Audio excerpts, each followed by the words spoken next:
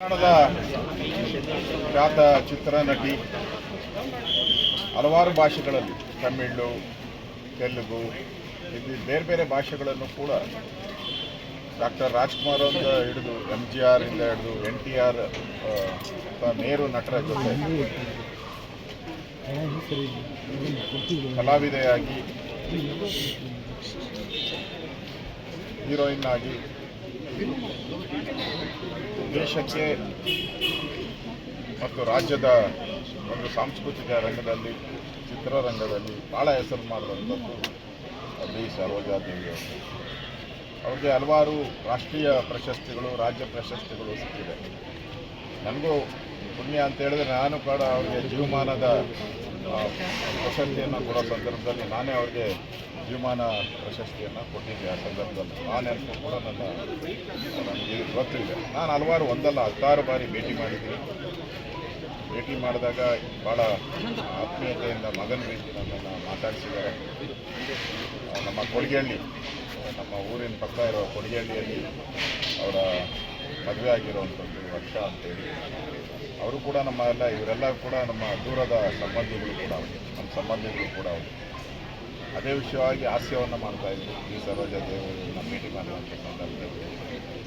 ಕನ್ನಡ ಚಿತ್ರರಂಗ ಅಂತೂ ಯಾವತ್ತೂ ಮರೆಯಲಾಗದ ಒಂದು ರತ್ನ.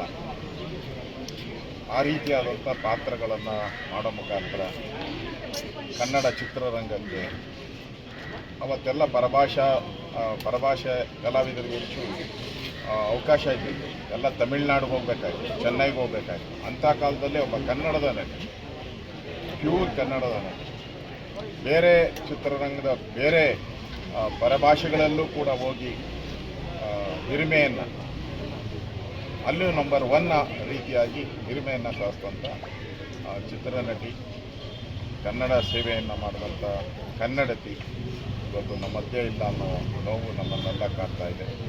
ಹಲವಾರು ಬಾರಿ ಭೇಟಿ ಮಾಡಿ ಅವ್ರ ಜೊತೆ ಮಾತಾಡಿದ್ದೀನಿ. ಅಂಥ ಒಬ್ಬ ನಟಿಯನ್ನು ಇವತ್ತು ಕರ್ನಾಟಕದ ಚಿತ್ರರಂಗ, ಕನ್ನಡದ ಅಭಿಮಾನಿಗಳು ಕಳ್ಕೊಂಡಿದ್ದಾರೆ. ನಾನು ಕೂಡ ಅವರ ಕುಟುಂಬಕ್ಕೆ ಸಂತಾಪ ಸೂಚನೆಯನ್ನು ಮಾಡ್ತೀನಿ. ದುಃಖವನ್ನು ಬಂದಿದೆ. ಭಗವಂತ ಅವರಿಗೆ ಶಕ್ತಿ ನೀಡಿ. ಸಹಜವಾದಂಥ ಒಂದು ಕಾಯಿಲೆಯಿಂದ ಅವರು ಮನೆಯಲ್ಲೇ ಇದ್ದರು. ಭಾಳ ವಯಸ್ಸಾಯಿತು. ಈ ವಯಸ್ಸಲ್ಲೂ ಕೂಡ ಭಾಳಷ್ಟು ಕಾರ್ಯಕ್ರಮಕ್ಕೆ ಬರ್ತಾಯಿದ್ರು.